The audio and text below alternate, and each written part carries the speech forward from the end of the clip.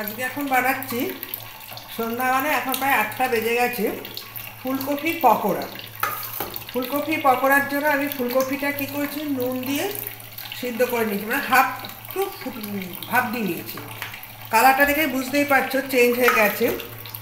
আর এখানে ছোলা রেখেছি, পেঁয়াজ রেখেছি, শসা রেখেছি, লঙ্কা কুচি রেখেছি। মানে ছোলা মাখা দিয়ে ফুলকপির পকোড়া দিয়ে রাত্রে বলতে না, এখন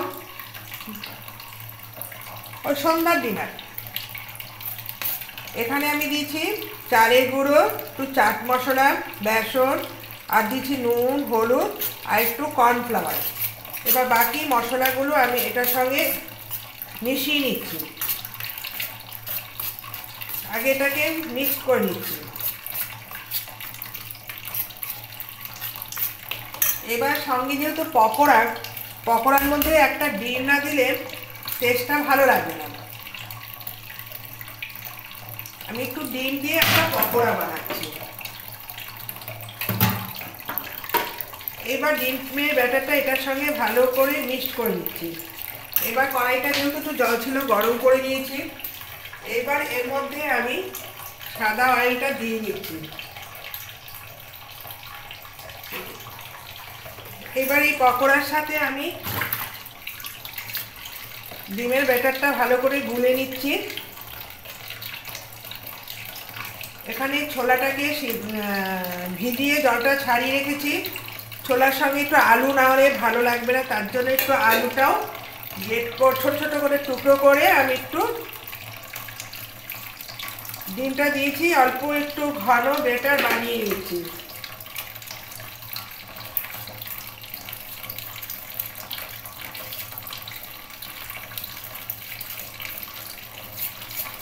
তো ডিমটা দিলে কি হয়, টেস্ট আরও সুন্দর হয়।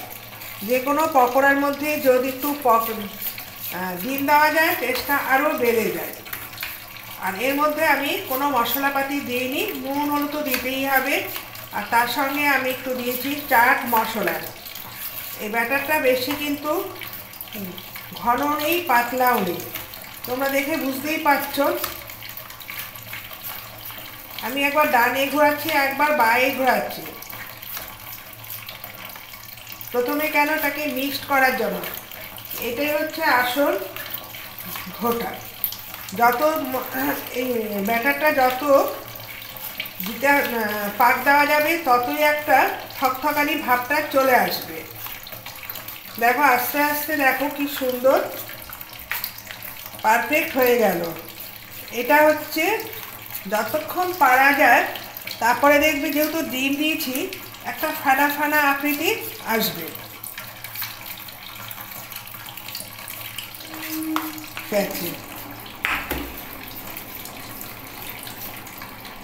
ছোলা মুড়ি তো খাওয়া হয়, কিন্তু সবসময় না, ফুলকপি তো আর সবসময় 12 মাস তো আর ঘরে থাকে না।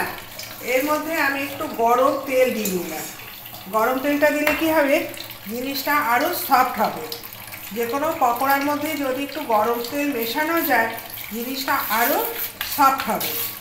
এইবার আবার গরম তেলও দেওয়া হয়ে গেছে, দেখো না ঘন না পাতলা। এইবার আমি ছোট ছোট ডুমু ডুমু যে আকৃতিগুলো, এগুলো আমি এর মধ্যে দিয়ে ভাজবো।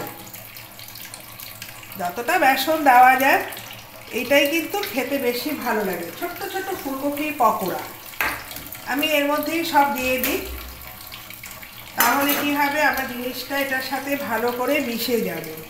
আর যেহেতু ফুলকপিটা একটু ভাপ দিয়ে নিয়েছি, ফুলকপিরও একটা গন্ধ থাকে, বা ফুলকপি যাদের গ্যাস থাকে, দেখো কি সুন্দর এটার সঙ্গে আমি মেখে নিয়েছি। এইবার আমি কি করছি, এই তেলের মধ্যে ছেড়ে দিচ্ছি। বেশ মচমচাও লাগে খেতে।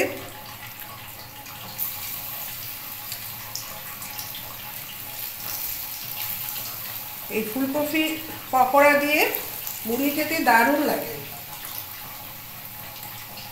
আর তার সাথে যেহেতু একটু ডিম দিয়েছি, খেতে তো আরও ভালো লাগবে। এবার আমি হাতটাকে ধুয়ে নিই।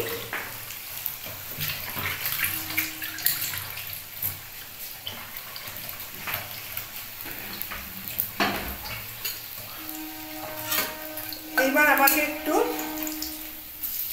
পকোড়াগুলো একটু লাল লাল করে ভেজে নিতে হবে।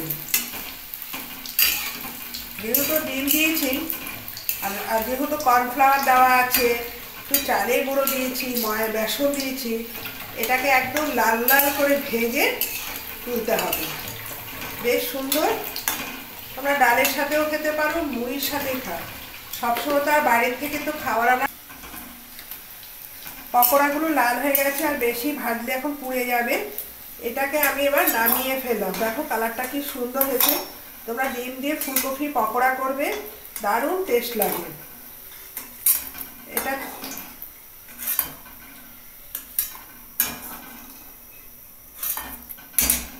দেখো কালারটা কি সুন্দর এসে গেছে।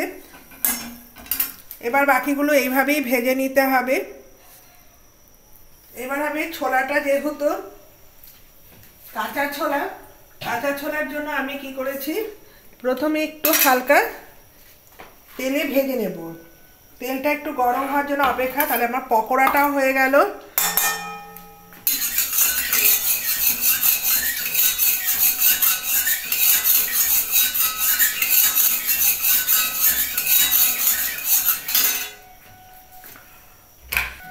এবার তেলটা আমার গরম হয়ে গেছে, ছোলাটা এর মধ্যে দিয়ে নিলাম।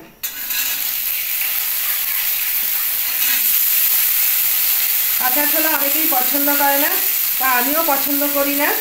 এর জন্য কী করেছি, একটু এটার মধ্যে একটুখানি কোনো মশলা দেবো না, সামান্য একটু বিট নুন আর চাট মশলা দিয়ে একটু করে দেবো।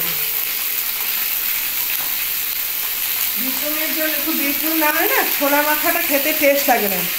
একটু বিট নুনটাই দিচ্ছি, যে কোনো খাবারের মধ্যে বিট নুনটা বেশি টেস্ট লাগে। আর এখানে কোনো কিছু দেবো না। এবার এর মধ্যে একটু চাট মশলা দিয়ে দিলাম। আর চাট মশলাটা দিলে টক টক ঝাল ঝাল ভাল লাগে না, কিন্তু ওই টকটা খেতে বেশি ভালো লাগে। একটু চাট মশলা দিয়ে দিলাম, আর এর মধ্যে একটু সস দিয়ে দিচ্ছি।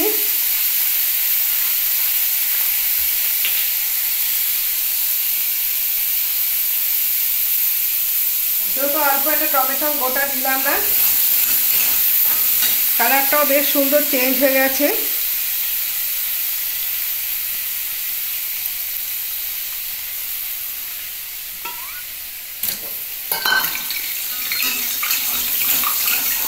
এর মধ্যে আমি আলুটাও দিয়ে দিচ্ছি।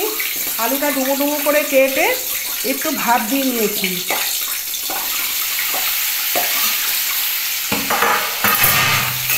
এবার এই মশলার সাথে আলুটাও আমি ভেজে নিচ্ছি।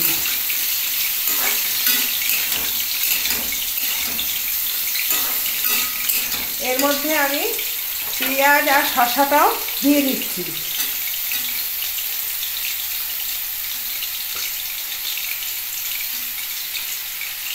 শসাটা এখন দেবো না, যেহেতু তেলের মধ্যে শসাটা দিলে ভালো লাগবে না। এটা মুড়ি মাখার সাথে এটা আমি দিয়ে দেব।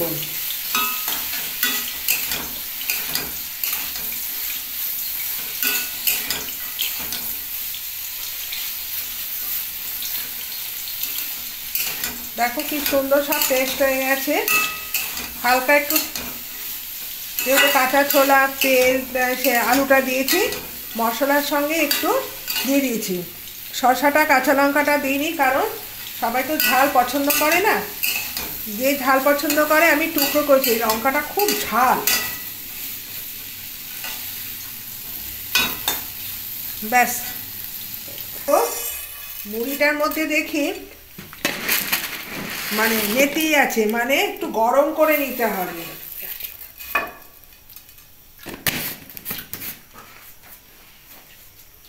নরম হয়ে গেছে। পকোড়াটা দেখি কেমন হয়েছে।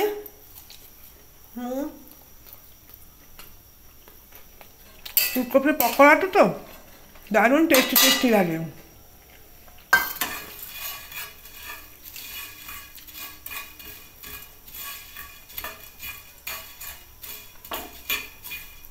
এবার দেখতে হবে গরমটা ঠিকঠাক হয়েছে কিনা। এই কড়াইতে একটু রাখলাম, সঙ্গে এই যে ছোলা মাখা, মুড়ি, শসা, পেঁয়াজ,